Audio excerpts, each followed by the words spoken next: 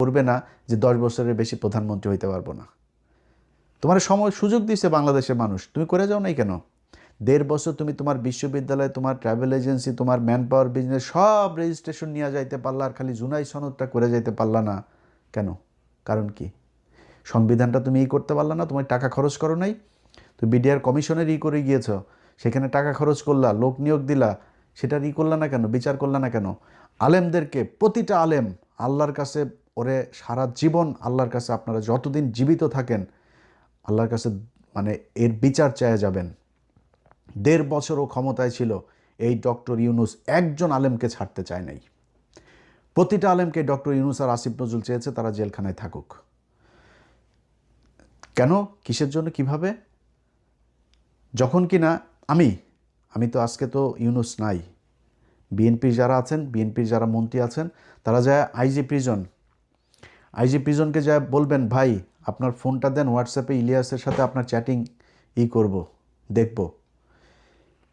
কয়েক শত আলেমদের জামিনের ব্যাপারে জেল সুপার, আইজি প্রিজন, যেটা না হয়েছে সবশেষ আইজি প্রিজন পর্যন্ত গিয়েছি, জামিন হয়, আটকায় দেয়, এখান থেকে দেয় না, আইন মন্ত্রণালয় থেকে দেয় না, ডিজিএফআই দেয় না, ওই দেয় না। আরেক চুতিয়া হইলো এই যে এই ওয়াকারের সেনাবাহিনী, এরা একজন আলেমকে ছাড়তে চায় নাই।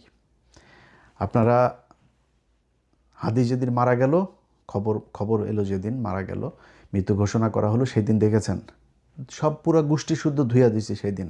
তারপরে আমার এই যে তার আগে আবার প্রথম আলোর ঘটনা, তো প্রথম আলোর ঘটনা আমি মনে করি, আমি যদি নাকি মৃত্যুর পরে যদি নাকি আল্লাহর কাছে যায় একটা কিছু দেখাইতে চাই যে আল্লাহ আমি বেহেশত চাই এইটার কারণে, তাহলে প্রথম আলোর বিরুদ্ধে থাকা এটা আমার একটা বড় কাজ। সো এটা নিয়ে আমি একদম রিগ্রেট ফিলও করি না, নিজের দোষীও মনে করি না, কিছুই মনে করি না। এখন এই যে প্রথম আলোর এই যে ঘটনা টটনা যত কিছু আছে এগুলো মিলে আসা আমার এই করলো, বাংলা এডিশন বন্ধ করলো। আমি এখনও সরকারের কারো কাছে যা করি নাই, আমি নিজে আপনাদেরকে এখনও ফেসবুকে বলিও নাই যে বাংলা এডিশনের যেই পোর্টালটা আছে, পোর্টালের নিবন্ধনটা তারা স্থগিত করে গিয়েছে, সেটা বিএনপি এসে এখনও খুলে দেয়নি, বলিও নাই যদিও, তো আশা করি খুলে দিবে। এখন এই যে এত কিছু হইল না, শেষমেশ এসে বললাম না কেন বললাম জানেন? এই ইউনুস সহ সবগুলারে কেন ধুইলাম জানেন?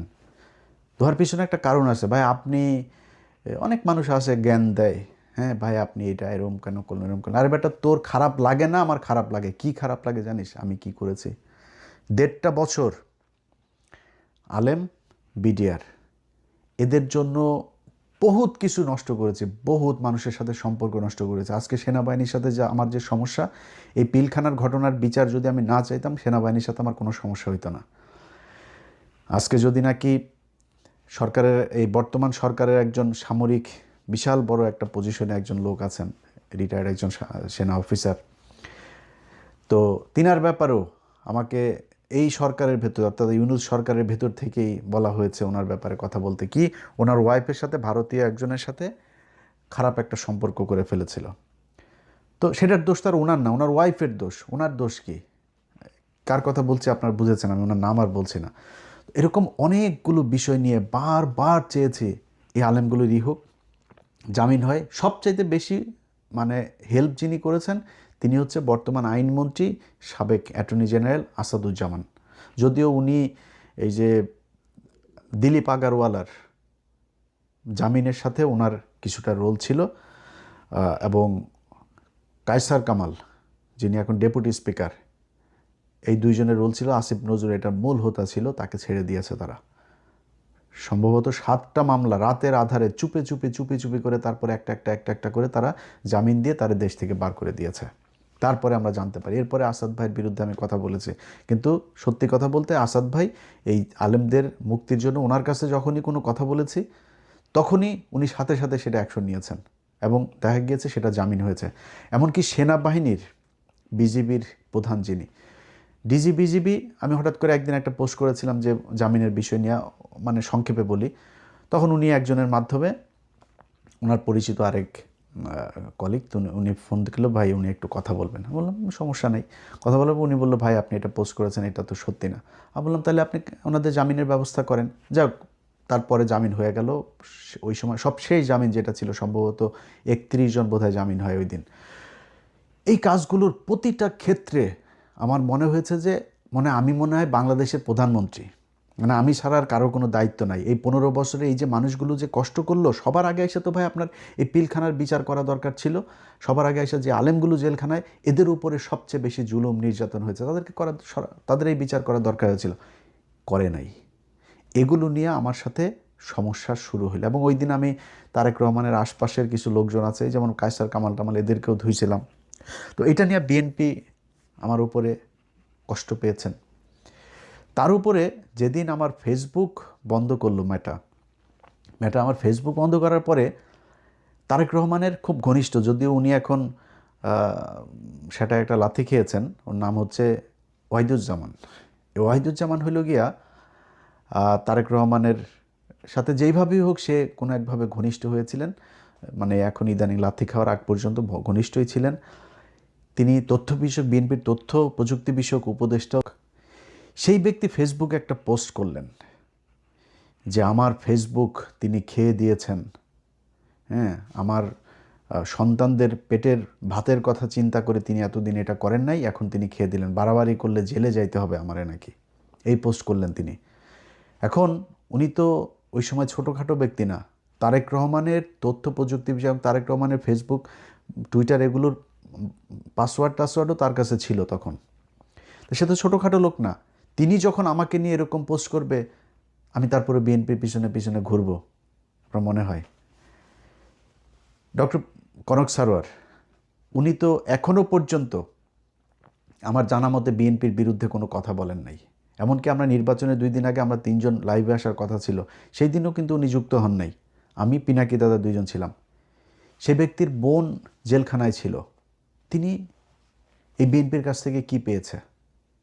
পিনাকি ভট্টাচার্যের সাথে কি হয়েছে আমি জানি না, বিএনপির কোন লেভেল থেকে কথা। আমি যতটুকু জানি যে তারেক রহমানের সাথে তার একটা বৈঠক হয়েছিল, এবং সেখানে কি কি কথাবার্তা হয়েছে, কি কোন কোন বিষয়ে তারা সমঝোতা হইতে পারে নাই, আমি জানি না সেটা। আমার বিষয়ে আমি বলি, আজকে এপ্রিল মাস, তো 2025 সালের এপ্রিল বা মার্চ, এপ্রিল না, সম্ভবত মে জুন মাসের দিকে কোনো একটা, আমার মনে আছে যে কোনো একটা স্যাটারডেতে আমি আমার 2 ছেলেকে নিয়ে একটা মাঠে বল খেলছিলাম, যে কারণে আমার দিনটা মনে আছে, শনিবার ছিল। সেদিন আমাকে ফোন করলো মাহাদি আমিন ভাই।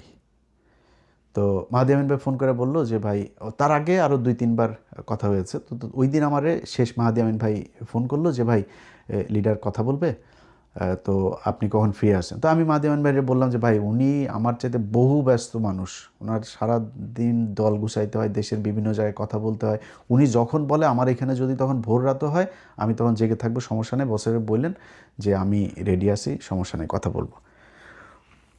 উনি ওর পরে আর আমার সাথে কথা বলেন নাই, এবং ওনাকে কে কথা বলতে না করেছে আমার সাথে, ওনাকে কে আটকিয়েছে আমার সাথে কথা না বলতে, এটা উনি বলতে পারবেন। সো সেই মানুষগুলোকে ওনার চেনা উচিত। আমরা কারা? আমাদেরকে তো কেউ টাকা পয়সা দিয়ে তারপরে বিএনপিতে আনে নাই। বিএনপি আমাদেরকে টাকা পয়সা দিয়েছে কি দেয় নাই, এটা তারেক রহমানের চাইতে ভালো কেউ জানে না, এটা তারেক রহমানই বলতে পারেন। অতএব এটা নিয়ে আর আপনাদের সামনে ক্লিয়ারিফাই করার কিছু নাই। 5 জানুয়ারি 2014, ইলিয়াস হুসাইন তখন বিএনপিও করে না, আওয়ামী লীগও করে না, জামাতও করে না, কিছুই করে না। বিএনপির আজকে অনেক ভাইয়েরা আছেন, তারা ফেসবুকে, তারপরে তাদের অনেকের পোস্ট দেখি, আমারে খুব তুচ্ছ তাচ্ছিল্য গালাগালি করে, খুব বাজে কথাবার্তা ভাষা ইউজ করেও তারপরে কথাবার্তা বলেন। ভাই, 5 জানুয়ারির সেই নির্বাচনে আমি অধম একমাত্র সাংবাদিক ছিলাম। শুধু সাংবাদিকতা করি নাই, সাংবাদিকতার বাইরে যায়ও সেদিন এই বিএনপির জন্য কাজ করেছে, এই আওয়ামী লীগের বিরুদ্ধে কাজ করেছে। অতএব আমাদেরকে আওয়ামী বিরোধিতা শিখায় লাভ নাই। বিএনপির 15 বছরে তারেক রহমান, খালেদা জিয়া, তাদেরকে নিয়ে কোনো সমালোচনা করার কিছুই নাই, বিষয়টা এরকম না। এটা মানুষ মাত্রই থাকতে, অনেক কিছু করা যাইতো, অনেক মানুষ করেছেও।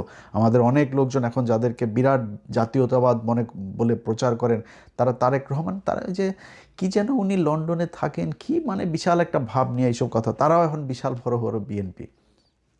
দরকার নেই ভাই এত বিএনপি হওয়ার। তো আমরা 15 বছরে চাইলে ওরকম অনেক কিছু বলতে পারতাম, বলি নাই কোনো দিনও।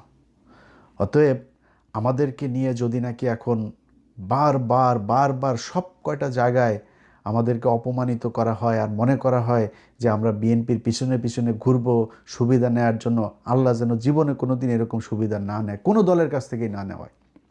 আজকে যারা মনে করছেন যে জামাত ইসলাম বোধহয় এই আমারে মনে হয় টাকা পয়সা দিয়া বোধহয় তারপরে জামাতের পক্ষে নিয়ে নেওয়া হয়েছে, মুসলমান যদি হয়ে থাকি, এক জবান যদি হয়ে থাকে, আল্লাহর সাক্ষী রাইখা, এই বাংলাদেশের মানুষের সাক্ষী রাইখা বলছি, যদি জামাত ইসলামের কাছ থেকে, খালি আমি না, আমারে তো সরাসরি দেওয়া তো পরের কথা, বাংলা এডিশন আজকে ধরেন 2 বছর হইতে গেল, জামাত ইসলামী বাংলাদেশ এই বাংলা এডিশনকে 4 আনা পয়সার কোনো বিজ্ঞাপনও দেয় নাই, 4 আনা পয়সার টাকাও দেয় নাই, বরং বাংলা এডিশনের উদ্বোধনের সময় বিএনপির অনেক নেতা আমাদের ফান্ডে টাকা দিয়েছেন, জামাত ইসলাম 1 টাকাও দেয় নাই।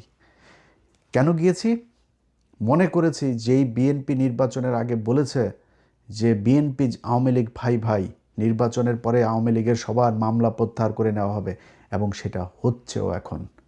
আজকে একজন এই চিন্ময়ের মতো একজন সন্ত্রাসী, তাকে আজকে জামিন দেওয়ার জন্য সংস্কৃতি মন্ত্রী, এই নাম কি রায়চৌধুরী, এই বদমাইশ আপনার বলে যে তাকে ছেড়ে দেওয়ার জন্য সে ব্যবস্থা নিচ্ছে। তুই কে রে বেটা? তুই জজ? তুই আইনমন্ত্রী? তুই প্রধানমন্ত্রী? তুই রাষ্ট্রপতি? তুই ক্ষমা করার কে? বা তুই প্রধান বিচারপতি? তুই কে? তুই কিভাবে এটারে বললি যে ওরে চিন্ময়রে মুক্ত করার জন্য করা হচ্ছে? এই নিতাই রায়চৌধুরী, এরকম প্রতিটা জায়গায় জায়গায় আজকে বিএনপির একটা মানুষ, যেই মানুষেরা আমরা এই 15 বছর তো দেখেছি, ভাই আপনি আমার ভাইও না কিছুই না, সেই 10 তারিখের আন্দোলন থেকে শুরু করে খালেদা জিয়ার বাড়ির সামনে ট্রাক রাখা, যতগুলো ঘটনা ভাই, মানে মনে হয়েছে নিজের আপন ভাই কষ্ট পেলে যেরকম হয়, আপনাদের কাউকে কোথাও ধরে পেটালে, আপনারা ধান খেতে মশারি টানায় ঘুমাইছেন, এগুলো দেখলে আমাদের হৃদয়ে রক্তক্ষরণ হয়েছে।